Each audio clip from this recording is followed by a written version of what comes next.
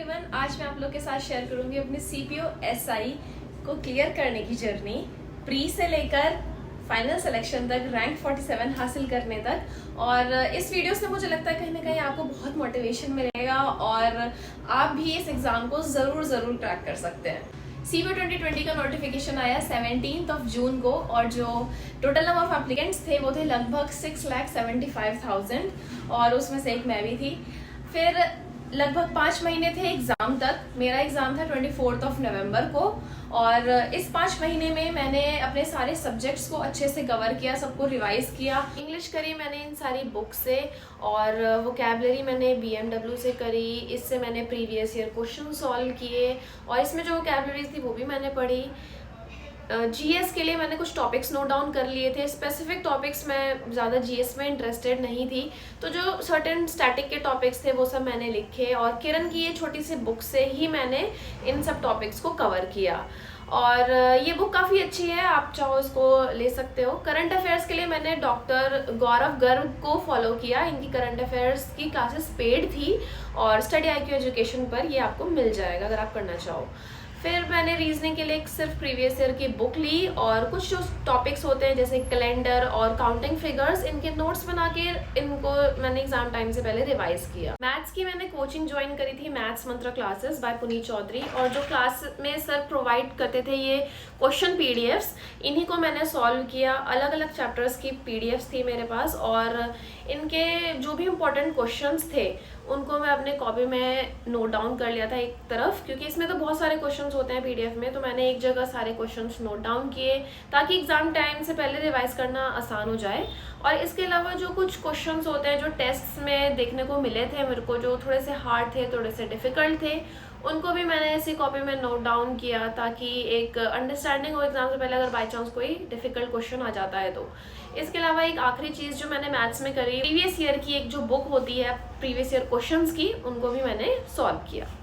Exam से 1 महीने पहले मैंने डेली टेस्ट लगाना शुरू किया। उससे थोड़ा सा एक एग्जाम एनवायरनमेंट की प्रैक्टिस हो जाती है, एक टाइम बाउंडेशन में आपको सारे क्वेश्चंस करने की प्रैक्टिस हो जाती है, तो that is what I followed. और फिर 24 नवंबर को मेरा एग्जाम हुआ। प्री का रिजल्ट आया 26 फरवरी को and I was very elated कि मेरा नाम लिस्ट में था। लड़कियों की जो कट ऑफ गई वो गई 118 मार्क्स पर। 2200 गर्ल्स ने क्वालिफाई किया और बॉयज़ की गई 114 मार्क्स और 26,000 बॉयज़ ने प्री क्वालिफाई किया। प्री क्लियर होते ही प्री का रिजल्ट आते ही मैंने मार्कोस फिजिकल एकेडमी ज्वाइन करी। वहाँ पर सर रनिंग, लॉन्ग जंप और हाई जंप की प्रैक्टिस करवाते थे। रनिंग का में जो पावर है वो कम लगाएंगे, लेकिन हाइट में जो पावर है वो ज्यादा।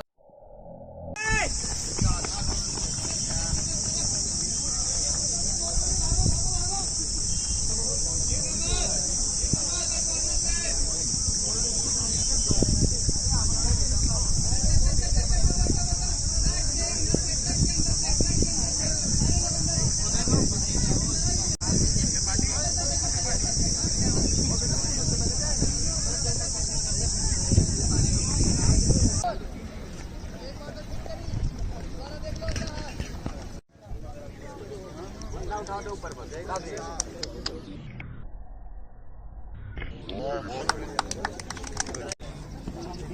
ये वाला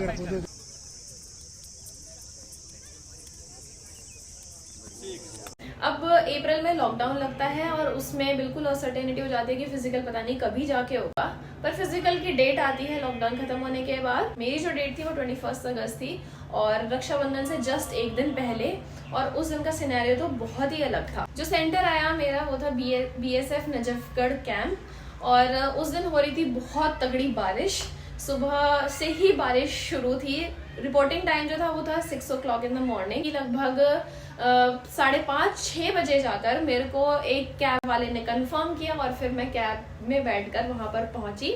लगभग 7-7:30 बज चुके थे, लेकिन वहां पर कुछ बच्चे थे जो एंट्री कर रहे थे, तो सुकून मिला कि हाँ अभी भी एंट्री हो रही है। तो उसके बाद फिर सबको बिठाया गया, सबको फॉर्म फिल करवाए गए और सबको चेस्ट नंबर दिया गया। लेकिन बारिश रुकने का नाम नहीं ले रही थी। 8 बज गए, 9 बज गए और 10 बज गए। लग रहा था कि शायद आज फिजिकल हो ही ना, लेकिन थैंकफुली 11 बजे बारिश रुकी। उन्होंने फटाफट से अपने सारा प्रोसीजर शुरू किया। पहले बॉयज़ की रेस हुई, फिर गर्ल्स की रेस हुई और ग्रुप्स डिवाइड हो गए थे। फिर उन्हीं ग्रुप्स के अकॉर्डिंगली हाई जंप और लॉन्ग जंप के लिए ले गए और फिर हाइट मेजरमेंट हुआ और फिर सबको शाम के 4 बजे फ्री कर दिया गया। जिन्होंने क्वालिफाई किया उनको पास फॉर्म था, उस पर टेस्ट करके उन्हें विदा कर दिया गया। फिजिकल होने के लगभग 1 महीने बाद 28 सितंबर को जनरेट होती है जिन बच्चों ने फिजिकल क्वालिफाई किया। उसमें से मैं आपको बताऊं total number of candidates available जो थे वो थे 28,000।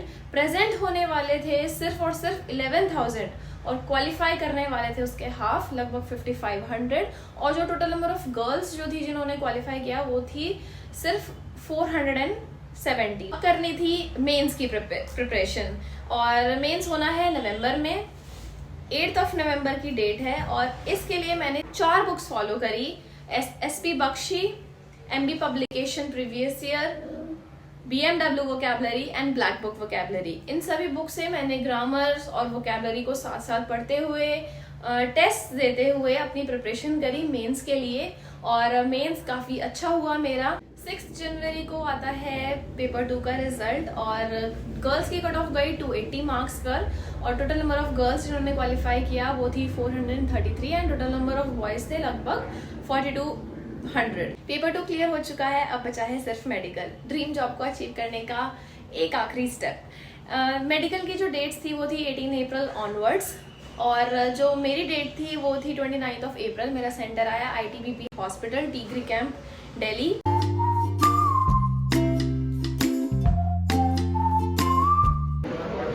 तुम्हारी लुक क्या फोटो? नहीं मतलब